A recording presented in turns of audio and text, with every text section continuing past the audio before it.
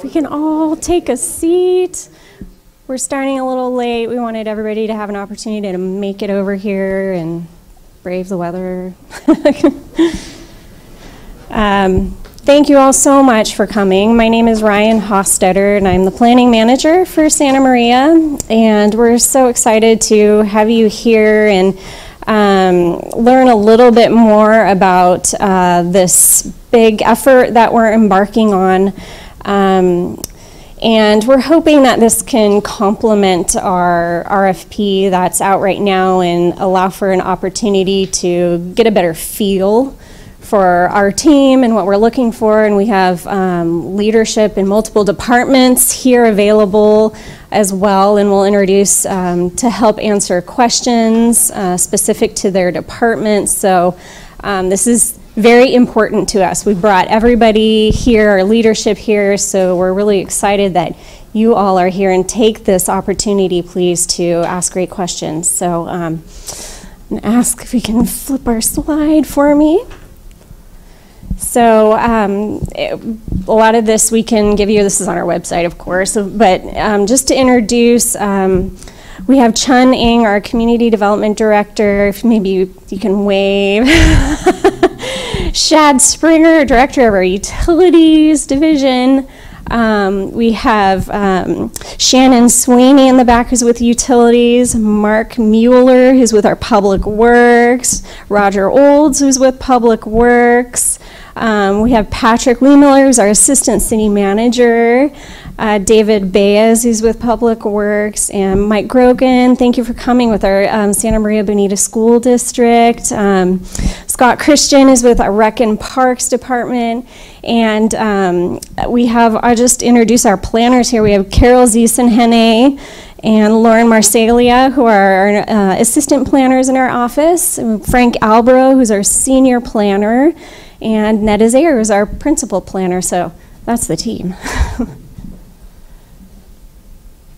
And we're going to start out with a little bit of background information for you, and I'm going to turn it over to Frank, who's going to head this piece off. And just so you're aware, he's putting together a report that we're going to have as a part of our general plan that really gives the baseline information that we can use in the document. We're trying to do some of this stuff on our own to help the process, and Frank's been working on that. He is working on it right now. So, Frank. Thank you, Ryan. Again, my name is Frank Albro. I'm senior planner here with the city. And just to give you a little bit of a background of where the city's been and originated, and then where we're going today.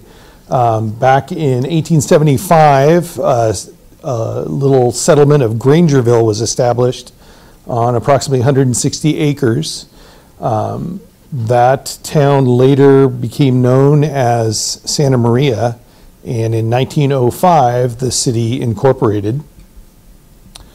And for quite a long time, the city stayed at approximately 4 square miles.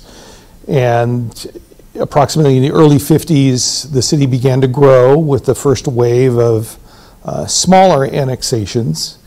And as you can see, the 4 square miles outlined here on the map. The center of the 4 square mile, which is also shown on the picture on the right, is the intersection of Main and Broadway.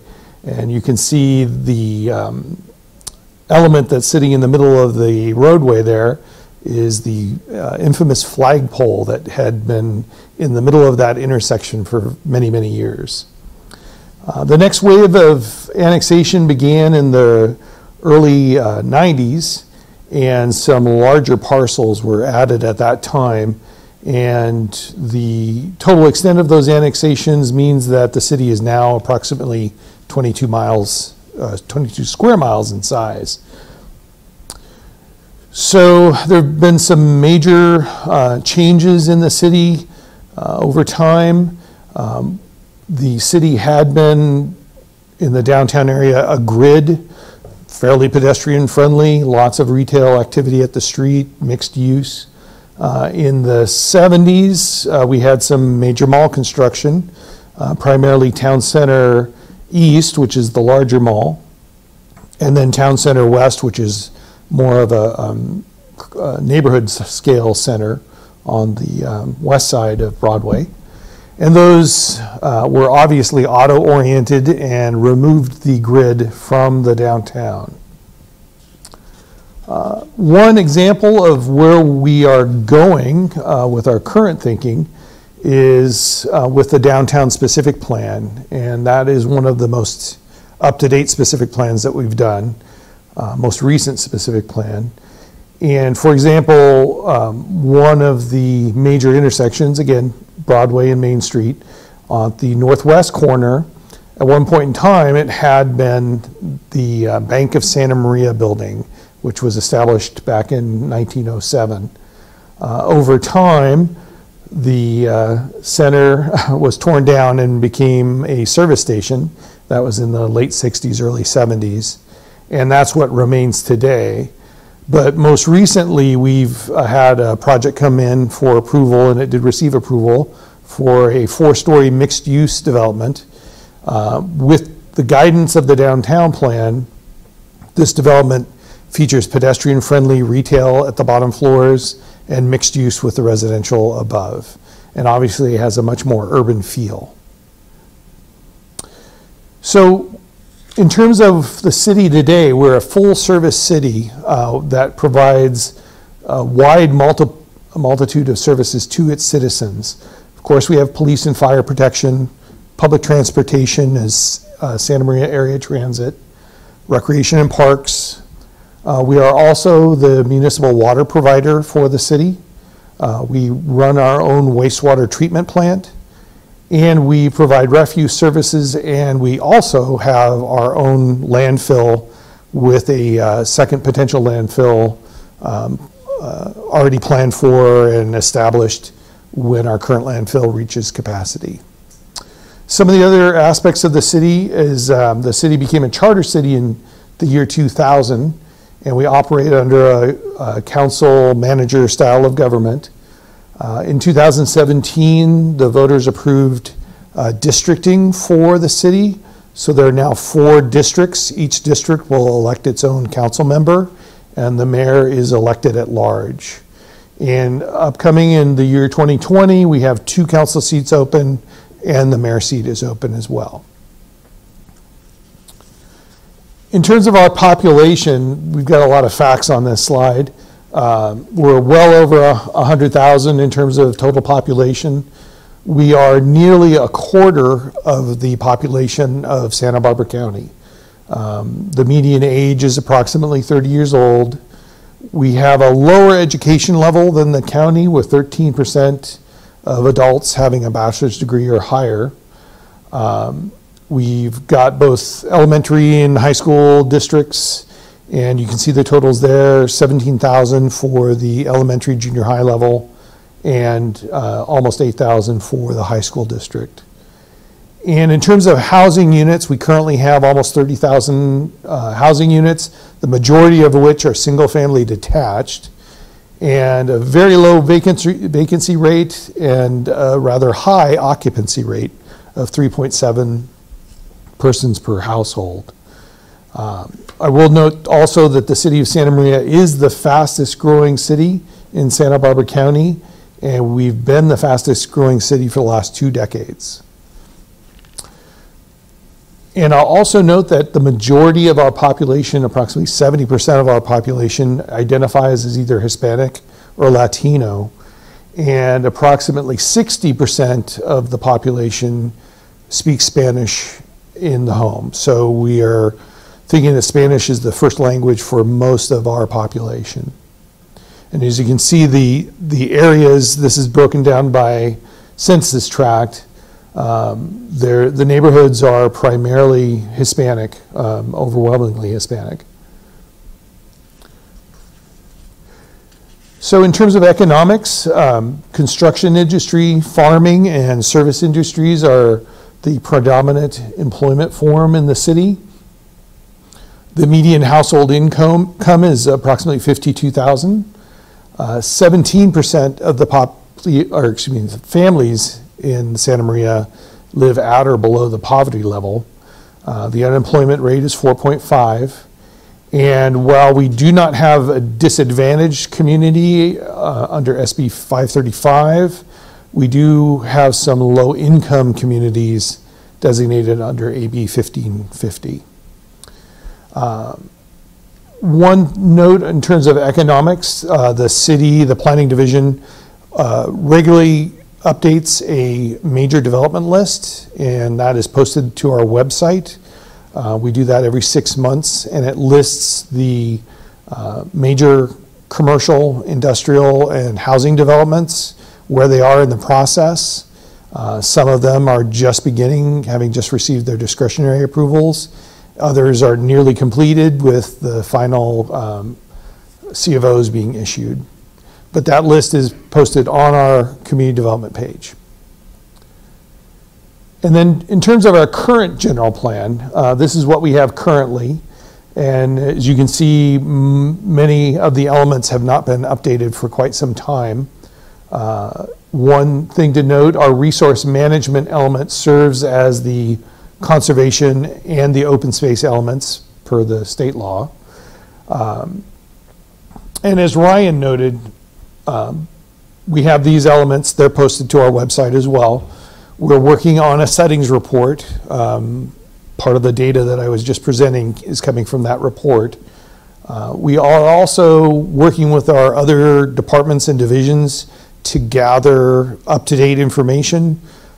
For instance, with our city being a water provider, we have to do an annual water report, so we're going to have all those reports and various studies available to the consultant that's chosen.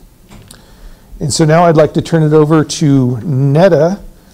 She is our principal planner, and she'll go over some of the RFP and some ideas about what we'd like to see. Thank you. Hello.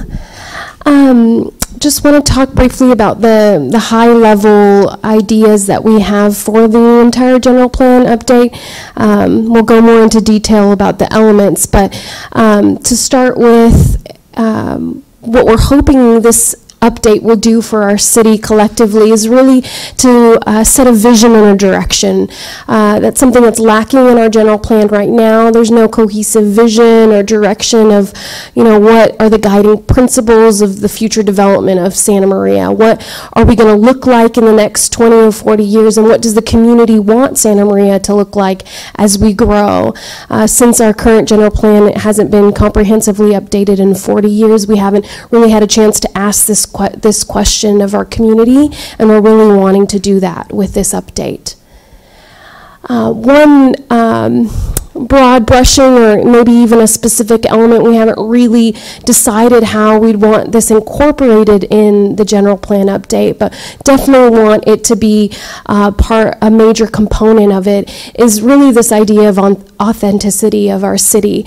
Who and what is Santa Maria? What are some of the unique things and characteristics that our community offers that's different than the other communities on the Central Coast, and how could we build on that, grow that, and really highlight that through this update? And then how can we focus on that in future growth and development in our community? Another element that we want to be really highly touched on through this update is public engagement, to really be able to talk to the widest breadth and variety of our community, from different socioeconomic types to demographics to ages, to do a really wide sweeping public engagement outreach process that not only has workshops where people can come and participate, but really goes out to the community where they're at and engages the community. Spanish-speaking outreach will be a big component of this. As Frank touched on, a majority of our community is Spanish-speaking and is their primary language, so that will be a critical component of this engagement as well. We've already begun to do some of that through our general plan roadshow, and really in the past few months we've gone out and had some small pop-up events or meetings, or piggybacked on other meetings that were already occurring, and started to take a litmus test from the community as what they wanted to see incorporated into this update. So we do have a lot of information we've already gathered from that. We did a survey. There's a broad description of some of the survey questions, and we do have that data already to build on. We've already started compiling an email list from that, and we just believe we can grow and even further utilize what we've already done with the roadshow. With that, I'm going to turn it over to Ryan, and she's going to talk about next steps and other components. Thanks, Netta. So we're really excited about this effort. It's a perfect time right now with everything changing in our economy to really take an overview, to take a pulse of our community and really set some policy for where we're going in the future. We can skip this slide, I think. This is going to be one of the highlights of this process. It's going to be the question of infill versus annexation and what that alternatives analysis is going to look like. So truly our city leadership has expressed interest in what's next for the growth of Santa Maria, and annexation is on the table. We want to look at it, we want to study it, knowing that we also need to study and look at a lot of underutilized area within our city, and it's going to become a balancing act between which alternative the city is going to be comfortable with on how much density we can fit on our Broadway corridor, for example, and upzoning some property, or how far are we going to push our sphere. So we are built out to our sphere right now. So a part of this effort is going to include analysis of areas for potential annexation for the city, and our city leadership has expressed interest in that. So that's going to be important to us. Go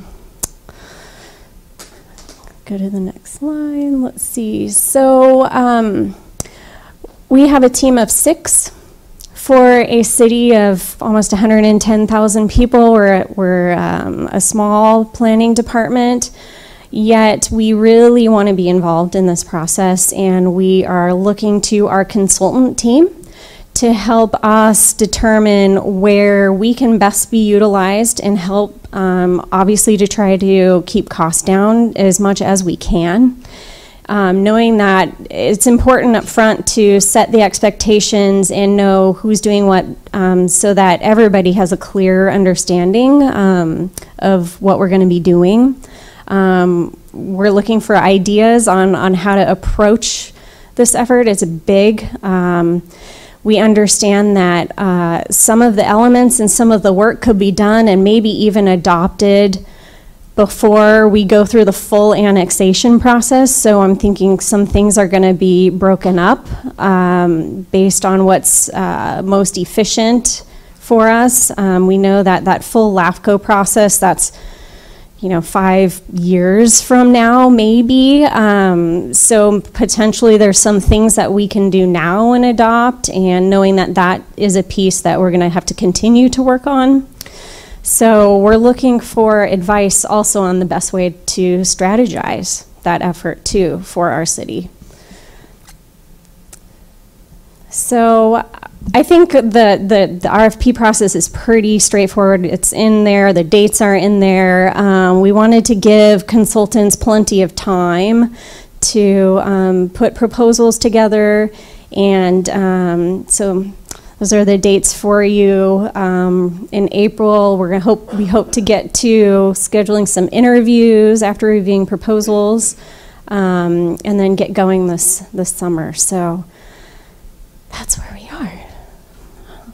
So we're available for questions. We're super excited about this. We have a fairly new team here at the city. Netta and Frank Netta's been with the city almost 10 years now, and Frank, are you on 9 years? So they are our experts, yeah, we're available for any questions that you might have. And we're going to keep the questions, write them down, and we're going to put them on our website just so it's an open process. And And I'll probably pass the mic because I think it's being recorded too, so that's good to note. All right.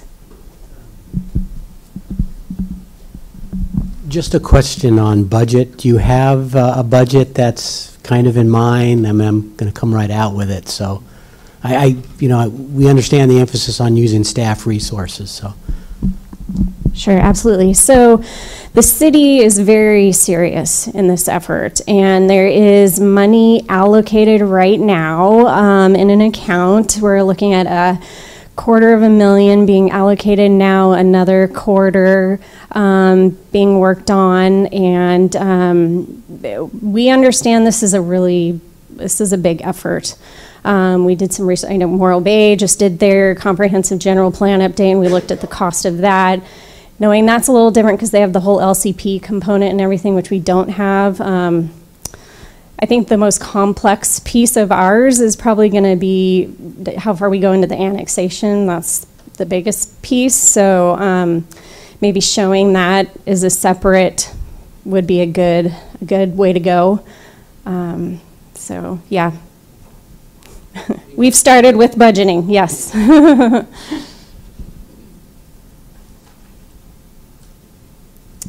don't know if there's any questions for our. We have our landfill, we've got water. I mean, things that our community has that other communities on the Central Coast are really struggling with right now. So there is room for growth, uniquely, here in Santa Maria from a resource perspective. So that's a good thing that we have going for us.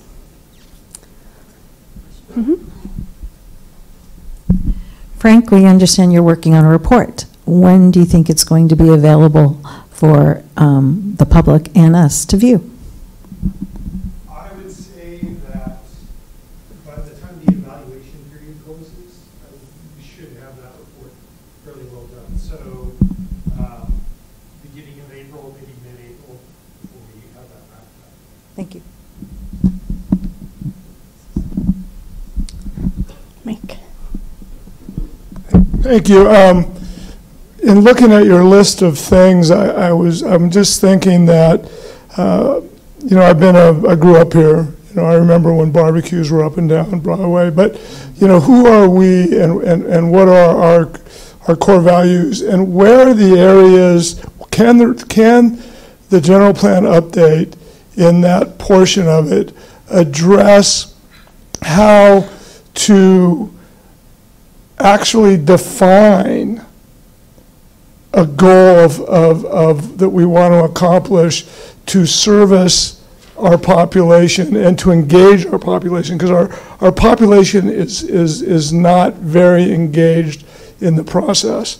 I mean, you're from San Luis. I think if you were having this meeting in San Luis, it'd be a very different amount of people here.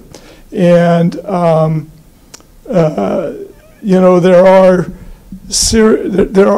are issues in the community that we need to really concentrate on to improve the economic status of our people. You have a median income of $52,000. You have portions of town that are below 40. That's the median, and those people aren't too engaged. How do we address those issues to better the lives and better the economic opportunity, education, job creation, those things. So I think, in my opinion, those are the questions. How do our young students come back here and stay here when they go through their journey and they continue their education or their technical training? And I'm hopeful that if it can be addressed in ways where there could be meaningful outcomes and kind of things we can look at to say, are we actually accomplishing that? Yeah, thank you so much, Mike. While you were talking about that, I was thinking about a big piece of property. We called it Area 9. It was one of our last annexations, and the vision behind that whole area was to, and some of you in this room are more familiar with it than I am, but that was going to be the economic center or job growth area in the city, and the way that it's developed out has not been that. A large agricultural company, Windset Farms, is on a large chunk of that, so it's ag. And it's a wonderful company. They produce so much produce that's sold in Costco. But anyway, it just has built out differently than the way the city had anticipated it, and we're seeing, you know, a lot of our smaller industrial areas not being light industrial anymore. They're turning into churches and gyms. So you're seeing this interesting change in economies. And so I think a big part of this project is really studying what we have now and really look at the ratios of industrial, commercial, multifamily housing, and really, and sorry? And public facilities. And public facilities. Schools. Our schools are overflowing. Yeah. So really take a look at the numbers and evaluate. We really need to rethink this, and we really need to plan this for our future. We have a big piece of property, our last ag piece in the city. We call it a Quest Apache. It's between Stowell and Battles and Blosser Road. It's a big block that's still ag. There's a specific plan that's been applied for on that property, and it looks at a park, a school, and maybe 1,100 units. And then right across the street from it is this industrial, agricultural type facilities. So we're really running into these conflict of land use issues, and so, you know, we're dealing with that too now. So we have on our major development list that Frank brought up, we have a handful of large projects that are in process right now. So that's good to have for the back of your minds.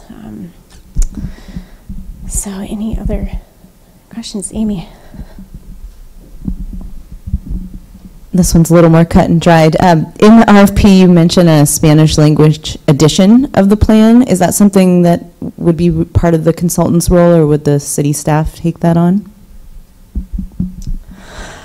I think we would like it scoped from the consultant side. We need it. So yes.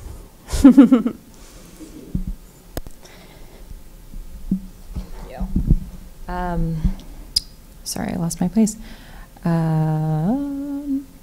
We were wondering, are the results of the roadshow, is that something that you can provide to us now, or just later for the consultant that's chosen?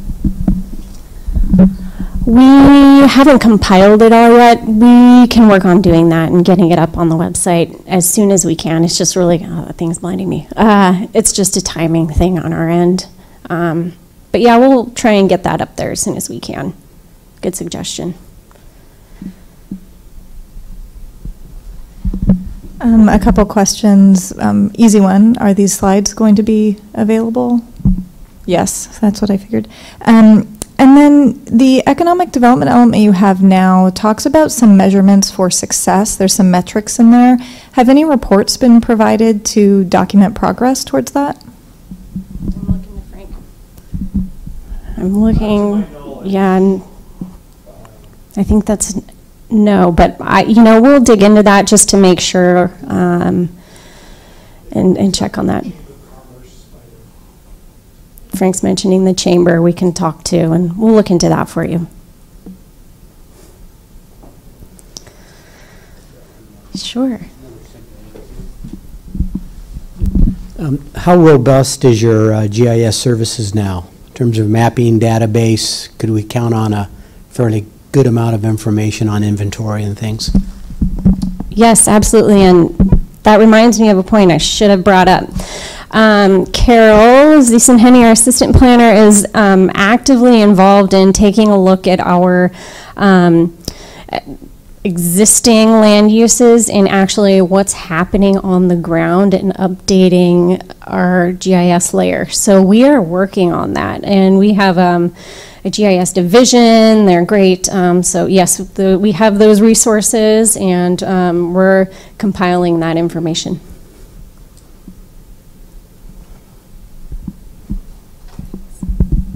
Are there any plans or desire to develop a climate action plan in the future? Not at this point. We haven't been directed to do that yet.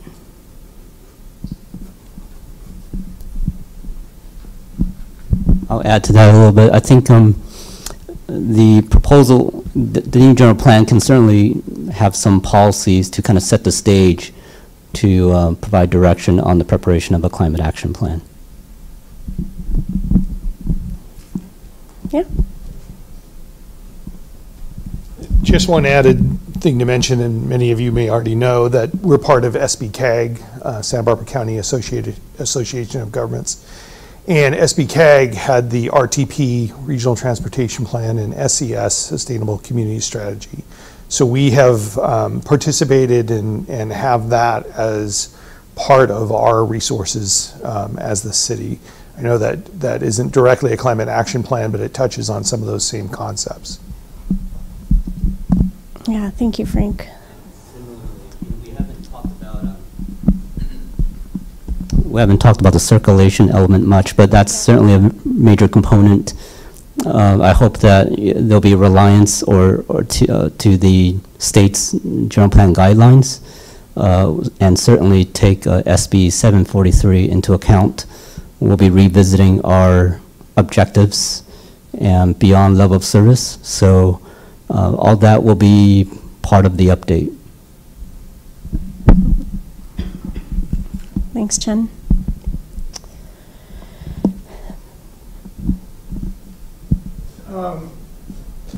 More of a question. I know that there is a regional alliance of all the chambers, 19 different chambers of commerce from Solvang, I think, through Paso. But I believe that Santa Maria can benefit from having knowledge and working relationships, to the other communities, and networking and figuring out what Santa Maria can provide that those communities can't or won't.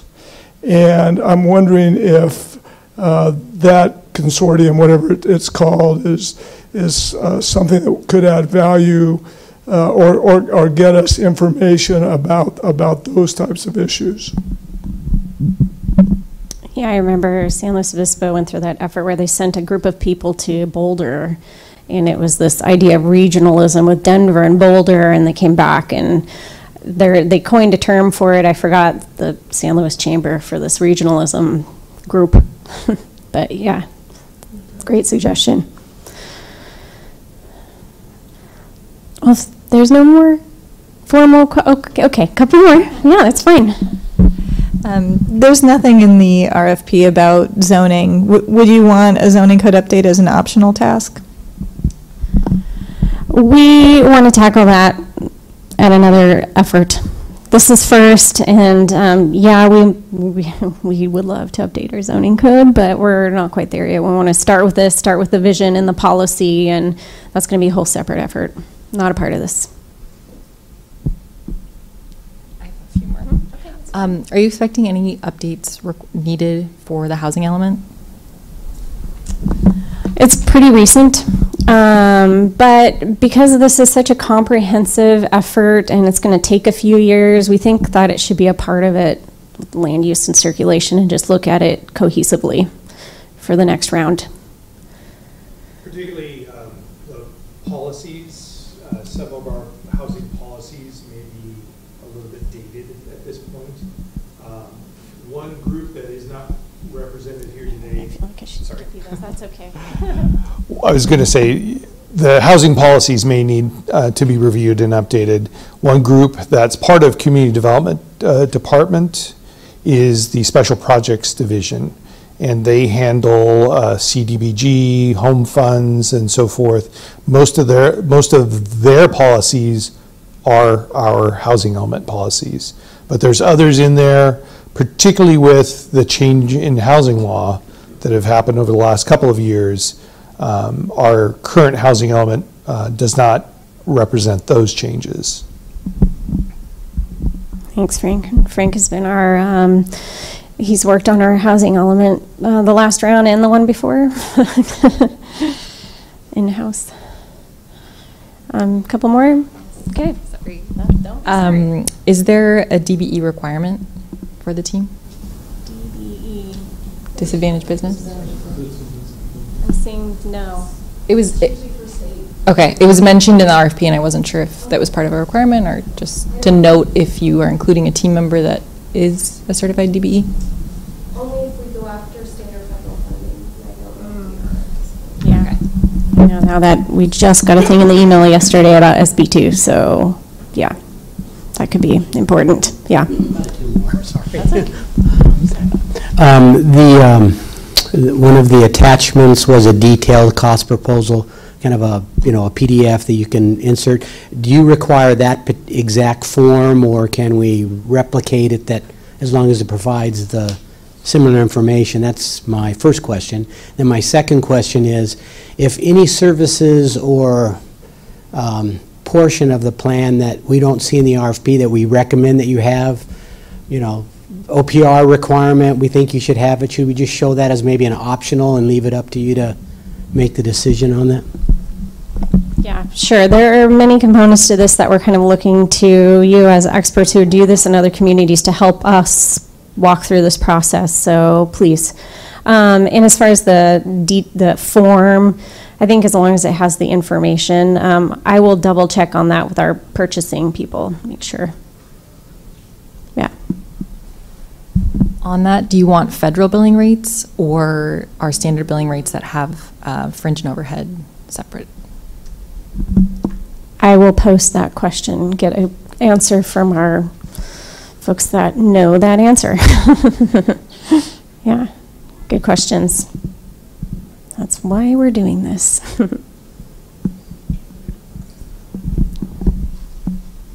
going to ask that same question. That cost form talks about having audited rates for those breakouts, and some firms don't have audited rates. In that case, we just take our best estimate, and some small subs don't either. Okay. Yes, and let me find out that general form. I know they use that a lot on public works projects, so I don't know, Roger, if you have any advice on using the standard form with the contract. We can find that out for you, and we'll post a lot of these questions. We'll go to purchasing and we'll post answers. Yeah, I don't have the answers. Looks like a California kind of bid. I think it's used most often on public works projects. Yeah. Okay. Yeah. You talked a question about the housing element, and you talked about updating some of the policies and items in the housing element. Are you then looking to recertify your housing element through HCD and open up that can of worms? Because you don't have new arena numbers or anything else to go off of, so once you start to modify it, you have to go through recertification. Is that what you're interested in doing? I don't think so. Okay. Yeah. So you'd like to update the housing policies, perhaps in the other elements that have relationships to gaining the foothold you want on housing, but not necessarily changing it to the point where you have to recertify. Is that fair? That's fair. Ours is 2015. 2015. And we're on the 8-year cycle, so we have lots of time. So I don't think that's necessary. We don't have any of that stuff from SB CAG. I think there may be a chance that the timeline may coincide. So, 8-year time frame, and if we're to kind of project this effort out, we're in 2019. The other possibility is, given the information that's available from SBCAG, there are numbers out beyond 2040 as far as projections, and as far as I know, we posted as General Plan 2040, but there's a possibility that it may be 2045. I think there's numbers out for 2050, but so I would say that's maybe not yet defined as far as the target time frame, depending on the information that's available regionally. But as far as the housing elements concerned, the last 2 housing elements that we've done were done in-house. I know it's more complicated now Frank has drafted them, and they are currently in compliance. Granted, we're currently not meeting all of our income category targets at the moment, but it is a document that is currently in compliance.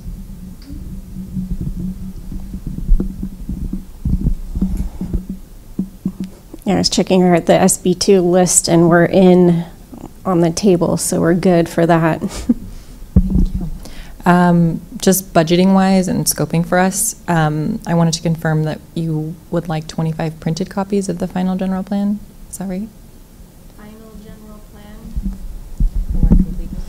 Yeah, I think because we have such a long road to go before we actually get to a final plan, that was an estimation. I think a lot of this is going to be digital. So I think that's where we came up with that. There might be room for modification in that as we get to the end of this whole thing, but that's a good place to start. Yeah, use that. One last one. Regarding workshops, should we budget for supportive pieces of the workshop like childcare and refreshments and translation and interpretation, all those types of things? So I would say yes. As a starting point, just a little bit maybe helpful background information. When we just went through a streetscape plan update process, and we worked really closely with the consulting team on bits and pieces that we were able to do, like setting the space up, and we did refreshments. And so I think there's room for us to be able to help in a lot of that, and we have a lot of Spanish-speaking staff too that can help. But it will be really great to have somebody on the consultant team who can also speak Spanish. Okay, yeah. The RFP talks about fiscal analysis of alternatives and talks about a report in that sense. Is there anything, I mean, to add in terms of perspective and expectations on that analysis? I think the really important thing with that is this inventory of land use and the amount. We have a lot of commercial, our whole Broadway corridor, and then we have a lot of commercial on 101. And then we have a lot of commercial on Betaravia. And so really taking this inventory of, do we need all of this commercial? And looking at it from a fiscal standpoint, to be able to communicate effectively to our decision makers about really how much of this do we need. And you also mentioned with the annexation, I assume fiscal analysis is going to relate to potential annexations as well. There's obviously a lot of process that goes into LAFCO and the studies, technical analyses associated with that. This scope wouldn't include technical studies for specific annexation properties or areas, would it? Actually, yes. So the city leadership, it is taking annexation seriously. I would just show it as a separate piece. It's its own animal and could take on its own time frame, or it will. So showing that is maybe there's work that we can do now and get through our process and get approved, knowing that this LAFCO piece is another piece and is a little different. And so showing it that way in the proposal.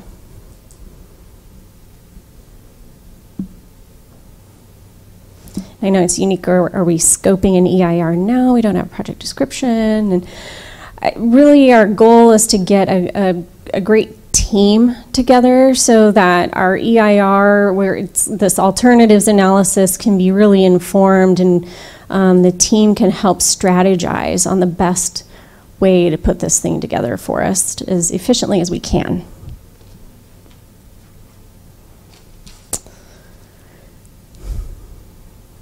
All right. Well, we are going to be here for a little bit, and we're happy to have to chat a little bit more. We have tea and cookies. We appreciate everybody taking the time, and our city staff too for being available and helping us out. We really appreciate it. Thank you all so much. All right. Any other parting words or any other, yeah? Are you going to make the consultant list available, the RF, the pre-proposal attendees? This is all going to be, yeah, all available, and the questions, and there's some questions we didn't have answers to, so we're going to post those. Yeah, all be posted. Yeah, thank you so much. And I did want to just note, too, that we had this question and answer period today, but we're also still accepting questions until March 1st. So written questions can be emailed to either myself or Ryan. Thank you.